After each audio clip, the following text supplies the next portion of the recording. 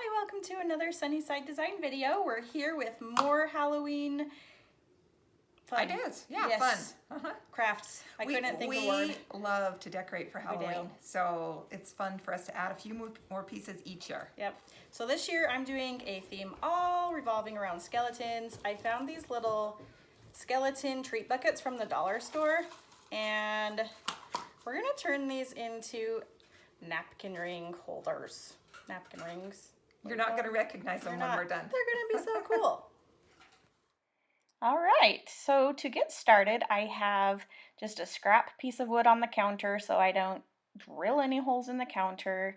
And you can see I have all the buckets here. They have a hole in the top and then the bottom is closed. And I'm using a wood bit, and I'm just going to drill holes in the bottoms of each of these cups. Now, I can't remember which size of drill bit I used. I think it was 3/4 inch, but basically you're going to want the biggest hole you can make without going too far on the sides of the cup, because you still want it to be intact on the sides. You're just making a hole big enough that the napkin can actually fit through there so that you're making a nice napkin ring. So do this for all your cups. I bought 2 packages. Again, they were $1, 4 in a package, so $2, and I made 8 cups. Drill holes in all of the bottoms, and then you can just pull off any loose plastic pieces that may not have come up with the drill.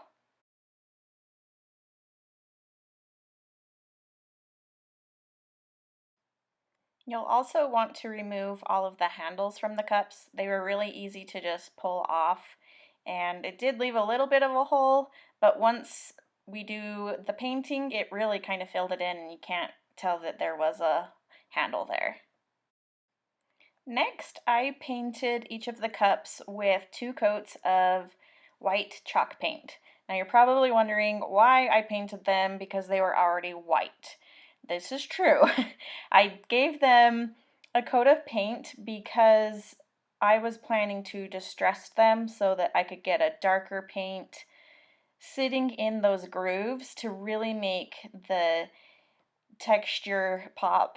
You know, you can see the teeth and the sockets of the eyes and the cracks in the skull. So doing that next step is really going to accentuate all of these features of the skulls. So if I was to do that just on the plain plastic, that darker paint would not have adhered. To distress the skulls, I added some dark gray paint to a cup, and I also added quite a bit of water and watered it down quite a bit. You want this to be fairly runny. You're going to paint it on the entire skull and then using a wet washcloth wipe off any excess paint. So the idea is it's going to stick in those deep crevices and really accentuate all of the different features of the skull. Some areas didn't have quite as deep of grooves, so you can see that I'm kind of dabbing the paint off in those areas. You may need to do that as well just to keep that contrast throughout the whole skull. So this was pretty quick and easy to do. Didn't cost very much money. All the paint I had was already on hand, so the only thing I purchased were these cups for $2. And look how adorable they are. Look what a fun, festive Halloween party you can have. And it's just creepy enough that your guests will love it.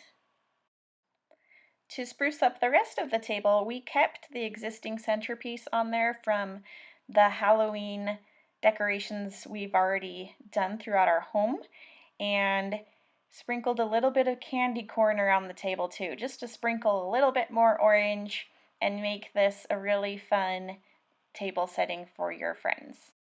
So what do you think? Do you like the way they turned out? Do you have any other ideas of how to make them even better? We love hearing from you, so be sure to comment below, subscribe to our channel. We are always excited to be creating new content for you, and if you have any suggestions for us, just comment below. Thanks again for watching, and as always here at Sunnyside Design, we hope to bring your home to the sunny side of the street.